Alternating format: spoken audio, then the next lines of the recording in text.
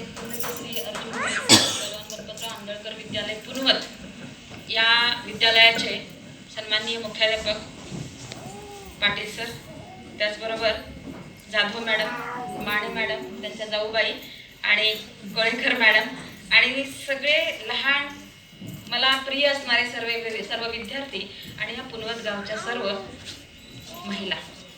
खरं तर मगाशी मी जे प्रतिमा पूजन केलं सावित्रीबाई फुलेंचं, ज्या सुविद्य व्हाव्यात म्हणून महात्मा ज्योतिबा फुलेंनी प्रयत्न केले आणि महात्मा ज्योतिबा फुलेंनी त्यावेळेला प्रयत्न केले म्हणून आपण आज सगळेजण इथं आहोत. विद्येविना मती गेली, मतीविना नीती गेली, नीतीविना गती गेली, गतीविना वित्त गेले, वित्ताविना क्षुद्र खचले, एवढे सारे अनर्थ एका अविद्येने केले. अविद्या म्हणजे शिक्षण न घेणं. शिक्षण नाही घेतलं तर बहुजन समाजातील मुलांचं, मुलींचं आणि आपलं काय होतं हे 4 ओळीमध्ये त्यांनी सांगितलं. विद्येविना मती गेली, विद्या नसेल तर आपली बुद्धी काम करत नाही. मतीविना नीती गेली, जर मती व्यवस्थित नसेल तर नीती आपली चांगली नसते. नीतिमत्ता व्यवस्थित नसेल तर आपल्याला गती मिळणार नाही आणि गती नसेल तर आपल्याला वित्त मिळणार नाही आणि वित्ताविना वित्त नसेल तर क्षुद्र खचतील, असं त्यावेळेला महात्मा ज्योतिबा फुलेंनी सांगून ठेवलेलं आहे. आणि आपल्या सावित्रीबाई फुले तर असं म्हणतात, त्यांना आपण क्रांतिज्योती म्हणतो, की या विद्यार्थ्यांची पहिल्यांदा आई व्हा मग तुम्हाला बाई होता येईल. पहिल्यांदा विद्यार्थ्यांची आई व्हा मग तुम्हाला बाई होता येईल असं त्यांनी सांगितलेलं आहे. खरं वास्तविक मी ज्या वेळेला सरांच्या बरोबर येत होते त्या सरांचा परिचय आपल्या सर्वांना आहेच, त्यांच्या कार्यकर्तृत्वातून तुम्हाला मिळतोच आहे. सरांनी मला या शाळेची ओळख अगोदर पार्श्वभूमी सांगितली. खरं तर मी ज्या संस्थेतून आलेलं आहे, क्रांतीवीर डॉक्टर नागनाथांना नायकवडी यांची किसान शिक्षण संस्थेची एक शाखा सोनवड्याला आहे, हुतात्मा नानकसिंग विद्यालय, तिथे मी कॉलेजवरती काम करते. तर क्रांतीवीर अण्णांनी त्या काळामध्ये तुम्हाला जागा द्या पुनवतमध्ये, आम्ही तुम्हाला बिल्डिंग बांधून देतो असं सर सांगितलं. याचं कारण असं, स्वर्गीय हिंदकेसरी पैलवान गणपतराव आंदळकर साहेब आणि आमच्या अण्णांचे संबंध खूप घरोब्याचे संबंध होते आणि त्या काळामध्ये नॅशनल लेवलला गणपतराव आंदळकरांचं नाव नुसतं नॅशनल किंवा राष्ट्रीय लेवलला नव्हे तर आंतरराष्ट्रीय लेवलला झालं होतं. आणि दुर्मिळ हिरे जसे वेगवेगळ्या खाणीतून मिळतात, अगदी तसंच पुनवत गाव जरी रूटवरती नसलं तरी एका बाजूला जरी असलं तरी त्या खाणीमध्ये तयार झालेला हा एकमेव द्वितीय कोहिनूर हिरा आणि त्यांचे संबंध असल्यामुळे या शाळेला इमारत उपलब्ध करून देतो असं आमच्या संस्थापकांनी त्यावेळेला सांगितलं होतं. खरं तर त्यामुळं ह्या विद्यालयामध्ये येण्याचा योग आला, मी माझं भाग्य समजते. खरं तर ह्या देशाचं भवितव्य ज्या मुलींच्यावरती अवलंबून आहे असं मी का म्हणते बघा. आपला देश बघा, भारत देश जवळजवळ 150 कोटी लोकसंख्या आणि त्याच्यापैकी निम्मी महिलांची संख्या, बरोबर. निम्मा समाज हा मुली आणि महिला येतो, स्त्री वर्ग. आणि तो वर्ग जर पुढारला नाही किंवा पुढे गेला नाही तर देश महासत्ता होऊ शकतो का? देश पुढे जाऊ शकतो का? नाही जाणार. आणि म्हणूनच या मुलींच्या माता पालक कार्यशाळा असं मॅडम आता म्हटल्या, बरोबर आहे की मुली, मी तर म्हणते सगळे जरी मुलं असती तरी चाललं असतं, कारण मी या विषयावरती नेहमीच बोलत असते. मी आता आज कोणता विषय मांडणार आहे, अनेक विषय माझ्या समोर असतात. तर ह्या मुलींसाठी उपयोगी आणि आपल्यासाठी सुद्धा एक माता पालक म्हणून आपली रिस्पॉन्सिबिलिटी किंवा जबाबदारी काय. आपण खेडेगावात जरी असलो तर ती आपली एक कमकुवत बाजू समजू नका. खेडेगावामध्ये जरी असला तरी सुद्धा प्रतिकूल परिस्थिती व्यक्तीला पुढे नेण्यासाठी मदत करते. का अनेक मुलं आणि मुली, तुम्हाला माहिती नसेल, मेरी कोम नाव ऐकले मुलींनी, बरोबर आहे ना. आसाममध्ये खूप अत्यंत म्हणजे प्रतिकूल परिस्थितीमध्ये शिक्षण घेऊन अगदी खेडेगावामध्ये तिथल्या जी जन्माला आली आणि तिनं लग्नानंतर 2 मुलं झाल्यानंतर बॉक्सिंगचं प्रॅक्टिस इतकं केलं की तिच्या नवऱ्याने तिला सपोर्ट केला आणि आज ती ऑलिम्पिक पर्यंत जाते आणि सलग गोल्ड मेडल मिळवते. अशी ही मेरी कोम. त्यातल्या बऱ्याच जणी ह्या मुली ज्या आहेत त्यात मला मेरी कोम दिसते. त्याचबरोबर आपल्याकडं सानिया मिर्झा जशी आहे खेळाडू ती दिसते. आमच्या कॉलेजच्या 2 मुली नॅशनल लेवलला कबड्डी खेळल्या. अशा मुली तुमच्यापैकी बऱ्याच जणी आहेत. शैक्षणिक क्षेत्रामध्ये जर नंबरची रँक बघितली तर मुली प्रथम क्रमांकावरती आहेत आणि मुलींची प्रेझेंटी आत्ताच येताना सरांनी सांगितले की जास्त आहे मुलांच्या पेक्षा. म्हणजे प्रेझेंट राहण्याचं प्रमाण हे मुलींच्याकडे जास्त आहे. खरं तर माता पालक म्हणून आपली ही जबाबदारी आहे की मुली आपल्या नियमितपणे विद्यालयात जातात आणि त्यांना घडवण्यासाठी शासनानं काय त्यांच्यासाठी काही उपाययोजना केलेल्या आहेत का हे आपण जाणणं गरजेचं आहे. बघा, महिलांचा प्रतिसाद खूप चांगला आहे. मी समजून घेते की ग्रामीण भागातील महिलांच्या पाठीमागं खूप व्याप असतं कामाचं, आणि मी त्यांना त्यांच्या कामाबद्दल सॅल्यूट करते. कारण आम्ही जॉब करत करत घरचं करतोच, दुहेरी सर्कस असते, पण त्याचबरोबर माझ्या ज्या महिला बहिणी ज्या आहेत त्या शेतीची कामं सुद्धा काही जण करतात. आमच्याकडच्या बऱ्याचशा कॉलेजच्या मुली घरची कामं करून कॉलेजला येतात. त्यामुळे ह्या महिला आपली घरची कामं करून इथंपर्यंत येतात आणि सामाजिक कार्यामध्ये सक्रिय सहभाग होतात. खरं तर एक हळदी कुंकू असा एक शब्द लिहिलेला आहे. आपल्याकडच्या महिलांना हळदी कुंकू हा शब्द असेल तर नक्की त्या चुकवत नाहीत, आणि त्यामुळे कदाचित असेल की हळदी कुंकू कार्यक्रम आहे त्यामुळं असेल. पण इथून पुढे असे कार्यक्रम जे शाळेत असतात ते शासनानं सुद्धा तुमचा सहभाग त्यात जास्त असावा, म्हणून शाळेपर्यंत इथंपर्यंत पोहोचण्यासाठी अनेक कार्यक्रम आहेत. मुलींनो, मातांना हेही माहिती पाहिजे की मुलग्यापेक्षा मुलगी बरी, दोन्ही घरचा उद्धार करे असं म्हणतात. बरोबर.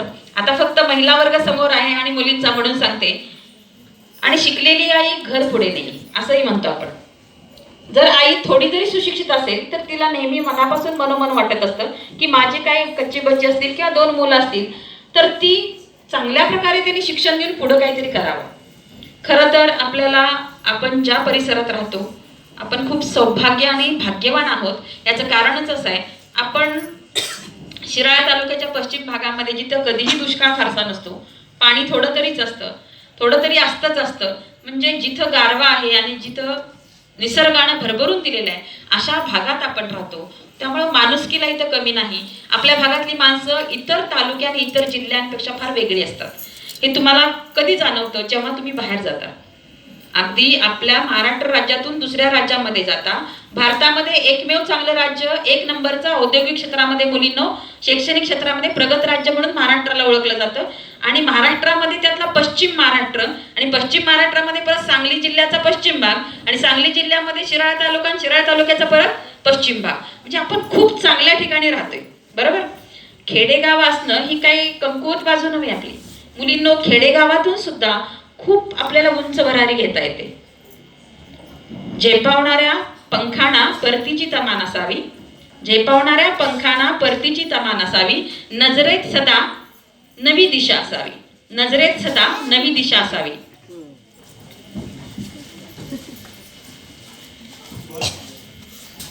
बघा, आपल्याकडं महिलांचा प्रतिसादही वाढतोय आणि खूप चांगली बाब आहे.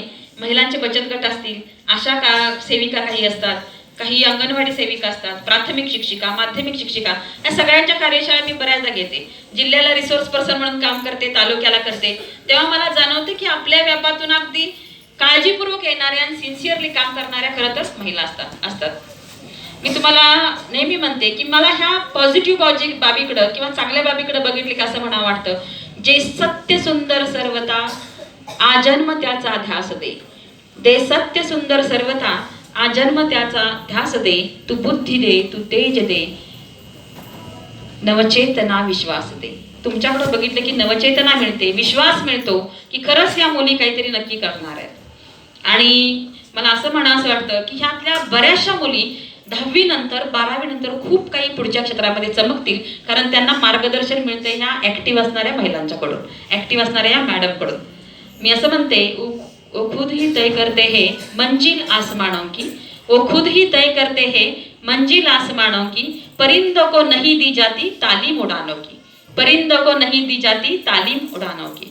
रखते हैं जो हौसला आसमान छूने का, रखते हैं जो हौसला आसमान छूने का, परवाह नहीं करते वो गिर जाने की, परवाह नहीं करते वो गिर जाने की. तुमच्यापैकी अनेक मुली, त्यांना इतका कॉन्फिडन्स लेवल तुमची वाढली पाहिजे की तुम्ही उंच भरारी आकाशात घेण्यासाठी तुमच्या आईचा आधार घ्या, तुमच्या बहिणीचा आधार घ्या, तुमच्या आजीचा आधार घ्या. आजी कशासाठी? तर चांगले संस्कार करते तुमच्यावरती. मुलींना, हल्ली मुलींना आजी आजोबा ह्यांचं महत्त्व जे आहे खेडेगावामध्ये वेगळं सांगायला लागत नाही. खेडेगावामध्ये खूप मोठं बहुमूल्य योगदान आजी आजोबाचं असतं. कदाचित ते भाग्य शहरी मुलांना मिळत नाही. आजी आजोबा खेडेगावामध्ये आपल्या घरामध्ये असतात आणि त्यांचे संस्कार हे खूप बहुमूल्य आहेत, हे नंतर कळतं.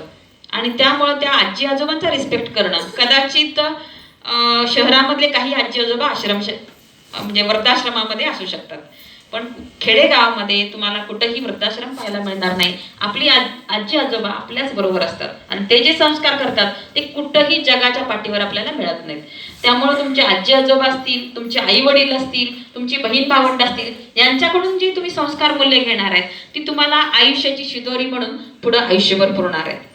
आणि माझ्यासमोर अगदी 5वी ते मला वाटते 10वी पर्यंतचा गट आहे मुलींचा पूर्ण. आणि या ह्याच्यामध्ये पूर्ण मला वाटते आता नवविवाहिता काही महिला असतील आणि काही आजी पण असतील, बरोबर आहे ना. या सगळ्यांचा विचार जर केला तर एक लक्षात येतं की आपल्या मुलींच्यावरती आपण काय काय संस्कार करणार आहे की त्यांनी शैक्षणिक, बौद्धिक, शारीरिक सगळ्या क्षेत्रामध्ये गरुड झेप घ्यावी. मंजिलें उन्हीं को मिलती है उनके जिनके सपनों में जान होती है. मंजिलें उन्हीं को मिलती है जिनके सपनों में जान होती है. सिर्फ पंख होने से कुछ नहीं होता, हौसलों से उड़ान होती है. हौसला म्हणजे तुमचा विश्वास, तुमचा आत्मविश्वास, कॉन्फिडन्स. आणि हे देण्यासाठी तो आत्मविश्वास मुलींनो येतो कुठून? आपल्या समाजातून, गुरूंच्याकडून, पालकांच्याकडून, कुटुंबातून. या प्रत्येक गोष्टीतून तुम्हाला जितका रिस्पेक्ट दिला जातो तितका तुमचा आत्मविश्वास वाढतो. आणि मुलींनो तुम्ही तुमच्या लाईफमध्ये इतक्या कॉन्फिडेंटली पुढे गेलं पाहिजे की मुलगी म्हणून मी कुठेतरी मागं, आता मुलगी म्हणजे काय, मुलगी जन्माला आल्यानंतर तिला काय काय कोणत्या कोणत्या अडथळ्यांना सामोरं जावं लागतं. मी थोडीशी याच्याबद्दल साधक बाधक थोडीशी चर्चा करणार आहे.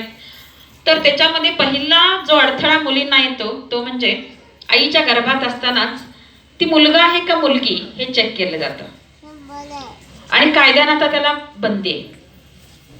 एम्निओसेंटेन्सिस म्हणजेच गर्भ जल लिंग निदान चाचणी ही एक चाचणी आहे. आईच्या पोटात जेव्हा बाळ असतं त्यावेळेला त्या बाळाच्या भोवती एक पाणी असतं सुरक्षेसाठी पिशवीमध्ये. ते पाणी बाहेर घेतात सिरिंजच्या सहाय्यानं किंवा मोठी ट्यूब असते इंजेक्शनची त्याच्या सहाय्यानं आणि ते मायक्रोस्कोप खाली प्रयोगशाळेत चेक करतात. त्याच्यात कळतं तो गर्भ मुलगीचा आहे का मुलाचा आहे. मुलगीचा जर असेल तर बऱ्याच पूर्वी व्हायचं तसं, आता नाही, तर बऱ्याचदा मुलगी जर असेल गर्भ, मुलगीचा गर्भ असेल तर तो काढून टाकला जायचा, अबॉर्ट केला जायचा. आणि ही आपल्या लागलेला समाजाला कलंक. मुलगीला आईच्या गर्भातून किंवा आईच्या पिशवीतून युटेरस मधून बाहेर येण्यासाठी परमिशन काढावी लागते. म्हणजे मला आई या जगामध्ये जन्म घ्यायचा आहे, घेऊ का जन्म, घरच्यांची परमिशन असेल म्हणजे तिथं पहिला अडथळा ठरतो. म्हणजे आपल्याकडे असणारी पुरुष प्रधान संस्कृती असं मी आता काही म्हणत नाही, तो विषय वेगळा आहे. आता मी असं म्हणते की भारतीय समाजामध्ये मुली कुटुंबामध्ये का नको आहेत, त्याचं कारण काय, याचा कधी आपण विचार केला का? मुलगी का नको असते? मी मगाशी सुरुवातीला 2 वाक्य सांगितली, मुलग्यापेक्षा मुलगी बरी, दोन्ही घरचा उद्धार करेल. ह्या मुली म्हणजे छोटी पंथी असतात आणि ती पंथी तुमच्या माहेर आणि सासर या दोन्ही घरामध्ये प्रकाश देण्याचं काम करतात. आणि शिकलेली आई घर पुढे नाही. जर खरोखर एखादी आई शिक्षित असेल तर ती ठाम विरोध करेल त्याला. म्हणजे मुलगीचा गर्भ आहे म्हणून काढून टाका ह्या गोष्टीला ती विरोध करेल. म्हणून शिक्षण पाहिजे. मुलगी जन्माला येतानाच तिला अडथळा असतो, हा तिनं जन्म घ्यायचा का नाही. त्याच्यानंतर कुटुंबामध्ये सुद्धा लहान असल्यापासून तिच्यावरती तू मुलगी आहेस, तू हे कर ते कर, बरीच ती बंधनं येतात. हरडासना सामोरं जावं लागतं, अडथळ्यांना सामोरं जावं लागतं.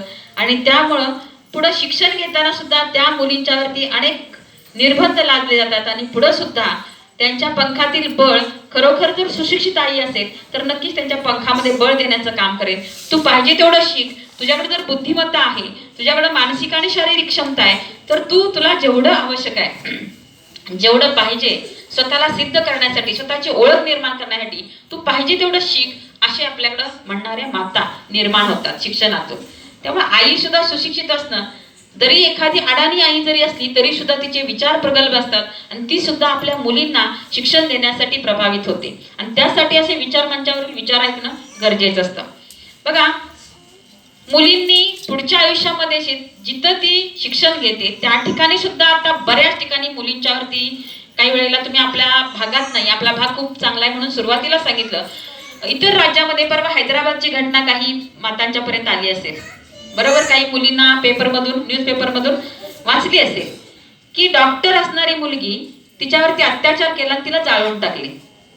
म्हणजे इतक्या महाभयानक घटना आपल्याच भारत देशामध्ये होतात कुठेतरी. याचा अर्थ असा की मुलींनी अजूनही सेल्फ डिफेन्स, स्वतःचा बचाव कसा करायचा, महिलांच्यावरती अत्याचार होत असतील तर ते थांबवायचे कसे, मुलींच्यावरती अत्याचार अन्याय होत असतील तर ते कसे थांबवायचे, त्यासाठी आपला रोल काय, आपलं काम काय. तुम्ही म्हणाल आम्ही तर एवढे छोटे, आम्ही काय करणार. तर निवळी तुम्हाला माहिती आहे, एखाद्या गढूळ असलेल्या डबक्यामध्ये निवळी काय काम करते मुलींना, ते पाणी स्वतःच्या ऍक्टिव्हिटीनं स्वच्छ करण्याचा प्रयत्न करते. ती असं म्हणत नाही की माझ्या एकटीच्या प्रयत्नानं काय होणार आहे, म्हणते का ती निवळी नाही. किंवा एखादी खारीचा वाटा तुम्हाला माहितीये बरोबर. म्हणजे स्वतःचा रोल काय, असा एखादा अन्याय जिथं होतोय ते जर तुमच्या डोळ्यांनी दिसत असेल तर तिथं थांबवा किंवा तुम्ही स्वतः बोला. अन्यायाविरुद्ध पेटून उठण्यासाठी महात्मा फुले, बाबासाहेब आंबेडकर, शाहू फुले आंबेडकरांचा वारसा आपण सांगतो, छत्रपती शिवरायांचा वारसा आपण सांगतो, झाशीच्या राणीचा वारसा आपण सांगतो, किरण बेदीचा वारसा आपण सांगतो, इंदिरा गांधी असतील, प्रतिभाताई पाटील असतील, आणि आपल्या संरक्षण मंत्री मुलींना मला नाव सांगायचं आहे. पूर्वी माजी संरक्षण मंत्री म्हणून ज्या महिलेनं पहिल्यांदा काम केलं अशी महिला कोण सांगा. संरक्षण मंत्री माजी, त्या आता अर्थ मंत्री म्हणून काम करतात केंद्रामध्ये. हात वरती करा येते, ठीक आहे. निर्मला सीतारामन. कोण आहे त्या महिला, निर्मला सीतारामन. देशाचं संरक्षण खातं सुद्धा त्यांच्या हाती होतं. आता त्या अर्थव्यवस्थेकडे आहे. मी तर असं म्हणते की महिला सगळी खाती चांगली सांभाळू शकतात. जसं घरामध्येच आपल्याला जसं ग्रह खातं आपल्याकडे असं आपण म्हणतो, घरचा कारभार जर आर्थिक आपल्याकडे जर आपण महालक्ष्मी म्हणून काम करतो, घरी जर आपण सगळ्या पद्धतीचं आपल्या मुलीला जर तुम्ही काही बेसिक मार्गदर्शन करत असाल, काही शिकवत असाल तर सरस्वतीचं काम सुद्धा तुम्हीच करताय असं लक्षात घ्या. अन्याय झाला आपल्या मुलगीवरती असेल, समाजातील कुठल्या महिलेवरती, तर तुम्ही पेटून उठता. म्हणजे दुर्गा मातेचं रूप सुद्धा तुमच्यावरती आहे, तुमच्यामध्ये. असं सगळ्या प्रकारचे बघा, या देवी सर्व भूतेषु शक्ती रूपेण संस्थितः नमस्तस्ये नमस्तस्ये नमस्तस्ये नमो नमः. याचा अर्थ असा होतो की महिलांच्याकडे किती क्षमता आहे, किती ताकद आहे, तर अमाप ताकद आहे. कोट्यावधी वर्षापूर्वी हे ब्रह्मांड निर्माण झालं तर निर्माण करणारी एक शक्ती, तिला आपण आदिमाया किंवा आदिमाता असं म्हणतो. ती नॅचरल गोष्ट असेल किंवा नैसर्गिक गोष्ट असेल, पण त्या गोष्टी बरोबर आपण एक लक्षात ठेवलं पाहिजे, स्त्रीलिंग याचा अर्थ स्त्रियांनीच जन्म दिलेला आहे ह्या सर्व व्यवस्थेला. आणि त्यामुळे स्त्रियांच्या मध्ये खूप मोठी प्रचंड क्षमता आहे. ग्रामीण भागातील महिलांनी तर एवढं लक्षात घ्या की तुमच्याकडे फक्त आणि फक्त शेतीची कामं करणं, कुटुंब सांभाळणं, त्याचबरोबर जर काही जॉब असेल तर तो करणं, अनेक मल्टीटास्किंग रिस्पॉन्सिबिलिटी आपण पार पाडत असतो. मुलींना तुम्ही तुमच्या आईचं बघून स्वयंपाक शिकता, बरोबर आहे ना. लहान असल्यापासून तुम्ही तुमच्या डोळ्यांनी बघत असता, आपली आई पहाटे उठते, त्याचबरोबर स्वयंपाक करते, त्याचबरोबर दिवसा त्यांच्या जबाबदाऱ्या ज्या आहेत, शेती करत असेल किंवा अजून काही असेल, मुलांचं आवरण असेल, डबे तयार करणं असेल, या सगळ्या बाबी किती जलद गतीने आणि नियोजनबद्ध पद्धतीनं, शास्त्रीय पद्धतीनं करते, हे बारकाईनं निरीक्षण आणि नोंदी करा तुम्ही. कारण हेच संस्कार तुम्हाला पुढचं तुमचं कुटुंब हँडल करण्यासाठी लागू होणार आहेत किंवा उपयोगी पडणार आहेत. माझ्याकडं तुम्हाला सांगायला आनंद होतो, पडुंबरे एक गाव आहे, तिथली एक विद्यार्थिनी, माझे अनेक विद्यार्थी डॉक्टर झाले, इंजिनियर झाले, नर्स झाल्या, डॉक्टर झाल्या, खूप चांगल्या पद्धतीच्या डॉक्टर, म्हणजे एमडी गायनेकोलॉजिस्ट जी झालेली विद्यार्थिनी कोल्हापूरला ॲस्टर राधा हॉस्पिटल आहे, त्या ठिकाणी खास करून मला भेटायला आली होती. मॅडम तुम्हाला भेटायला आलो, त्यांच्या फॅमिली सहित आली आणि तिनं सांगितलं की तुम्ही त्यावेळेला सांगितलं 12वीत की मेडिकलला जा, आणि म्हणून मी मेडिकलला प्रवेश घेतला आणि मी एमडी गायनेकोलॉजिस्ट झालोय. गायनेकोलॉजिस्ट म्हणजे जिथं बाळंतपण होतं ना महिलांचं, तर ते स्पेशल डॉक्टर त्यांना गायनेकोलॉजिस्ट म्हणतात मुलींना. दुसरी मुलगी माझी विद्यार्थिनी एमडी मेडिसिन झालेली. अनेक विद्यार्थी, श्रीधर दौलू पाटील नावाचा विद्यार्थी आता जम्मूमध्ये जिल्हा पोलीस प्रमुख म्हणून जिल्हा सांभाळतो. छोटंसं उदाहरण, माझी एक विद्यार्थिनी PSI झालेली आहे पडुंबरेची. ती घरी तिला काय काय काम असायचं मुलींना, घरामध्ये जनावरांना पेंडी आणायची, पेंडी म्हणजे चारा आणायचा, गवताचा जो भारा असतो तो सकाळी पहाटे आणायचा, थोडंसं जेवायचं आणि मग कॉलेजला जायचं. तिच्या घरी सांगितलेलं असायचं की जनावरांना चारा आण, मगच तुला कॉलेजला जायला परमिशन. तिथून ती 4 किलोमीटर पळत यायची स्टॉपला आणि तिथून 12 किलोमीटर प्रवास करायची, मग कॉलेजमध्ये पोहोचायची. तिला पहिलं 5-10 मिनिटं वेळ झाला की मी नेहमी विचारायची का वेळ झाला, तर ती म्हणायची मॅडम मला जनावरांना चारा आणायला लागतोय. ती मुलगी BSc झाल्यानंतर तिनं MPSC ची परीक्षा दिली आणि PSI ची परीक्षा पास झाली. तिच्या सत्काराचा कार्यक्रम आम्ही कोणत्या कॉलेजमध्ये घेतला, त्यावेळेला तिनं भाषणामध्ये सांगितलं की मॅडम नेहमी म्हणायच्या की जसं गवताचा भारा बांधतेस, एकही पेंडी सुटू नये म्हणून प्रयत्न करतेस जाणीवपूर्वक, तसा एकही गुन्हेगार सुटणार नाही म्हणून तुझ्या लाईफमध्ये तुझ्या वेळेला फौजदार म्हणून काम करशील, त्यावेळेला कुठलाही गुन्हेगार सुटणार नाही अशा पद्धतींचा त्यांचा भारा बांध. ती नेहमी आवर्जून सांगायची की अनेक विद्यार्थिनी माझ्या हाताखालून गेलेले आहेत की ज्या खूप चांगलं काम करतात. मुलींनो, तुमचं बालपण खूप चांगल्या ठिकाणी जातं, याबद्दल तुमचे मार्गदर्शक मॅडम आहे, तुमच्या इथं बसलेल्या सर्व तुमच्या घरच्या महिला आहेत, त्याचबरोबर इथले शिक्षक जेंट्स असतील तर त्यांचं मार्गदर्शन घ्या. गुरुविन कोण दाखविलं वाट, या वयामध्येच तुम्हाला गुरुची गरज असते मुलींनो. आणि गुरु जेव्हा भेटतो प्रॉपर, त्यावेळेला योग्य दिशा आपल्या जीवनाला मिळाल्याशिवाय राहत नाही. आपल्या जीवनाला जर योग्य दिशा मिळाली तर आपण नक्कीच पुढे काहीतरी करू शकतो की ज्यामुळं आपल्या कुटुंबाचं नाव होतं, समाजाचं नाव होतं आणि देशाचं सुद्धा नाव होतं. आता आमच्या घरी 9 डॉक्टर आहेत. माझे 2 भाऊ डॉक्टर आहेत, त्यांच्या मिसेस डॉक्टर आहेत, त्यांची मुलं सुद्धा 2-2 MBBS आहेत. माझी कन्या डॉक्टर आहे. घरी नेहमी चर्चा होत असते मेडिकल किंवा वैद्यकीय क्षेत्राबाबतची.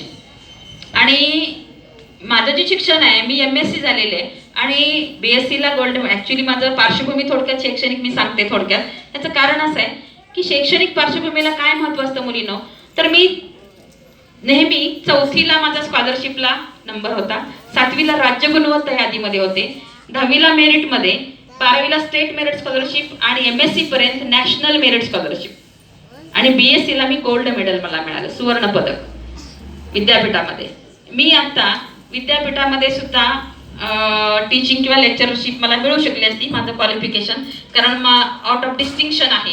नेहमी पहिला नंबर मी कधी वर्गामध्ये सोडला नाही. 10वी पर्यंत नेहमी खेळामध्ये एक्सपर्ट, सगळे खेळ मला खेळायला येत होते. कबड्डी, खो खो, लंगडी, आपले जे ग्रामीण भागात असते. आणि कॉलेजला गेल्यानंतर बास्केटबॉलमध्ये मी इंटर युनिव्हर्सिटी लेवलला खेळलेले. बास्केटबॉल खेळ आपल्याकडे नाहीये, बरोबर आहे ना, इकडं शक्यतो नाहीच खेळतो. अशा अनेक म्हणजे खेळाबरोबर खेळाचंही महत्त्व मुलींसाठी का आहे, तर मी जो विषय नेहमी मांडते आता माता पालक कार्यशाळेमध्ये, की पुढे ज्या वेळेला मुली वयात येतात त्यावेळेला ज्या मुली ग्राउंडवरती मैदानावरती खूप खेळ खेळलेले असतात चांगल्या पद्धतीनं, त्यांची मानसिक आणि शारीरिक वाढ अगदी उत्तम होते आणि मुलींना पुढे कोणताही प्रॉब्लेम येत नाही पिरियडसाठी किंवा MC साठी. आणि अशा मुली भावी बळकट पिढी जन्माला घालू शकतात. आणि यासाठी शासनानं आशा आणि तुम्हाला ज्या नर्सचा कोर्स झालेल्या व्यक्ती असतात आरोग्य क्षेत्रातल्या, आशा सेविका आहेत, अंगणवाडी सेविका आहेत, त्यांच्याकडं पोषण आहार दिलेला आहे.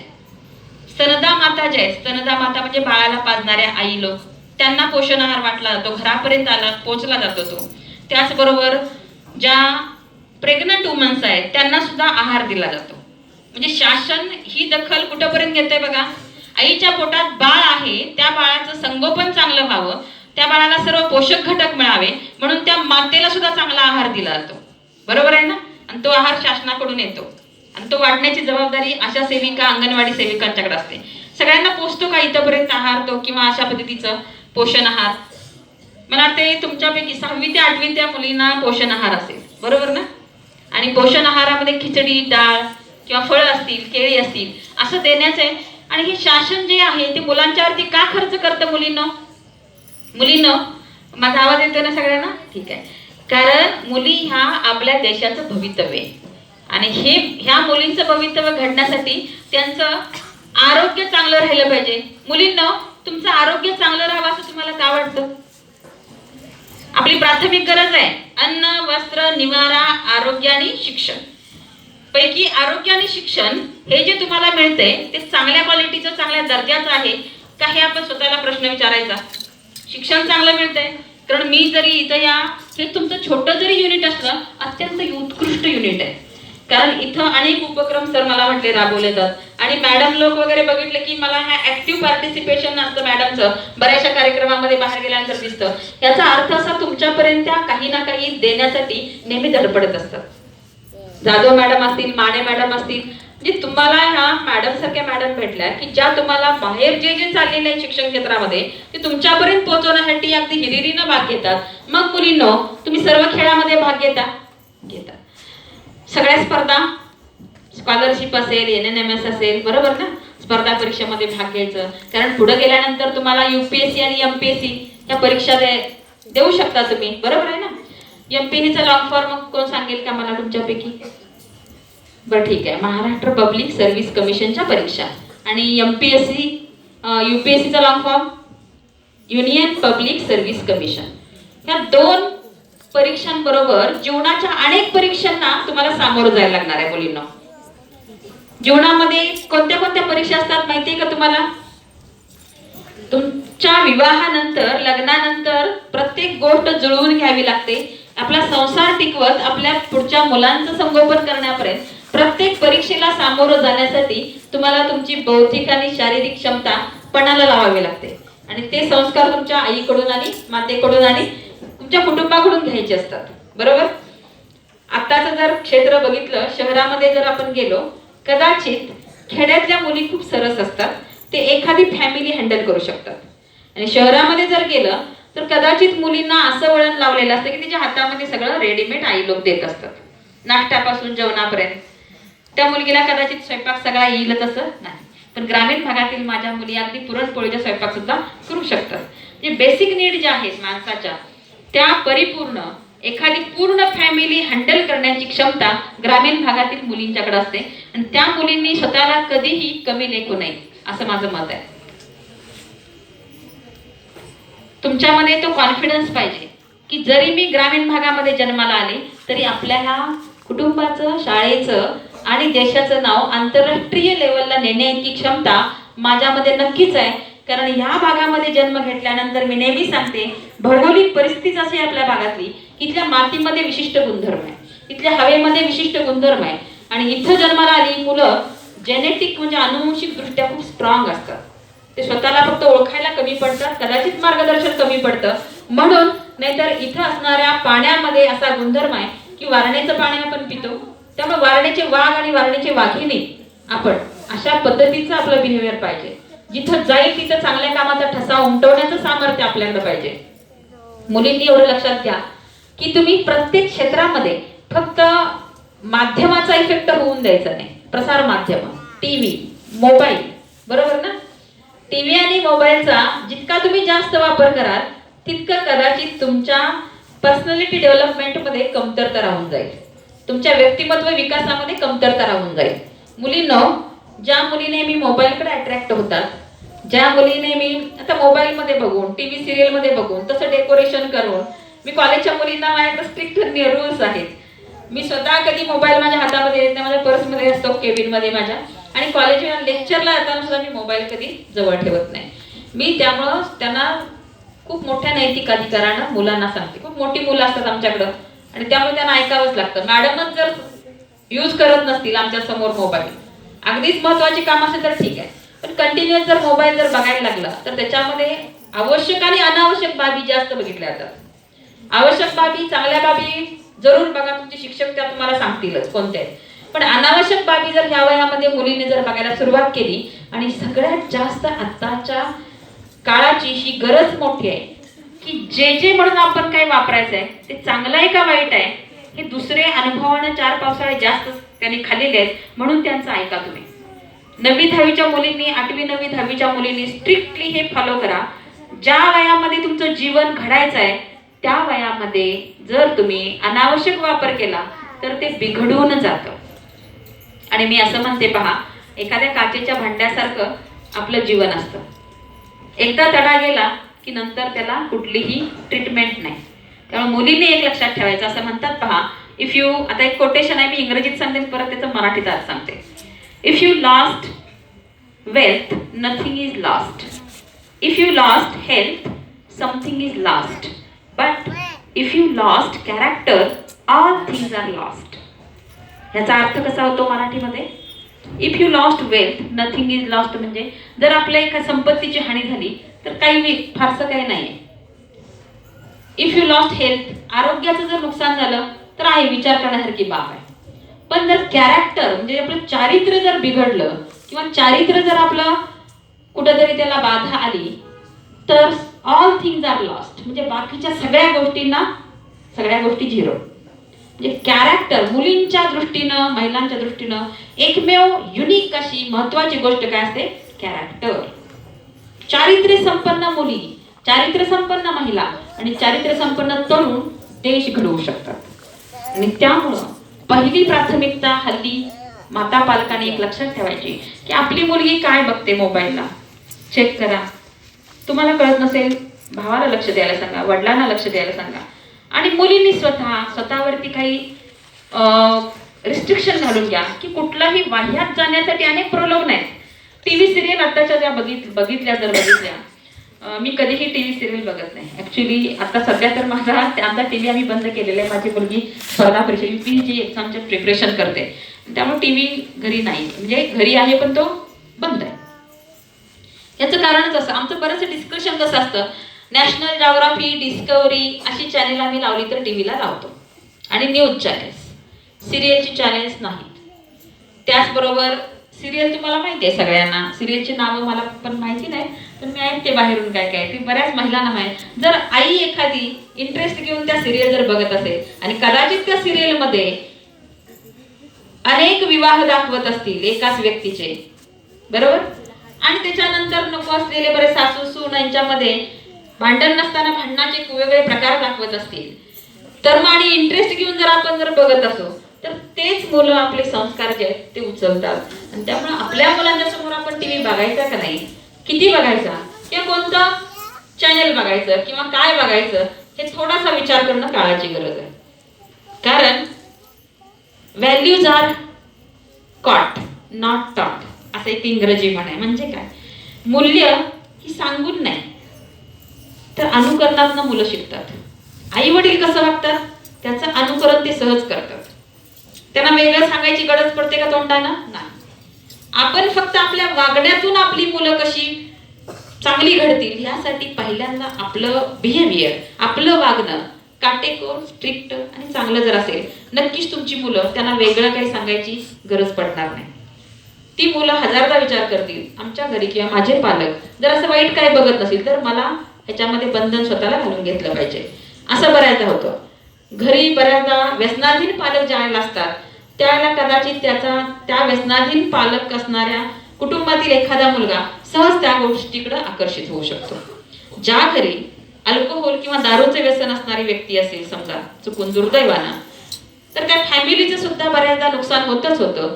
पण पुढच्या पिढ्या त्याच्यामध्ये असणारी जी मुलं आहेत त्यांचंही फार मोठं नुकसान होतं.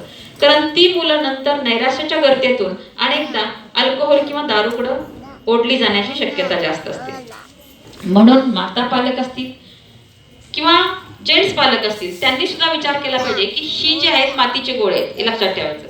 आणि त्यांना घडवण्यासाठी जशी कुंभार मातीला आकार देतो आणि मडकं चांगल्या आकाराचं तयार करतो, तसं त्यांना आकार देण्याची एकदा वेळ निघून गेली की नंतर आपण काही म्हटलं तर त्याला पर्याय राहणार नाही. हे वय जे आहे टीनएजर्स, टीन म्हणजे मुलींना माहिती आहे तुम्हाला, 13, 14, 15, 16, 17, 18, 19, बरोबर. टीन एजर्स म्हणजे 13 ते 19 वयोगटातील जी मुलं आहेत त्यांना घडवण्यासाठी खूप प्रयत्न केले गेले पाहिजेत. कारण घडण्याचं वय तेच आहे.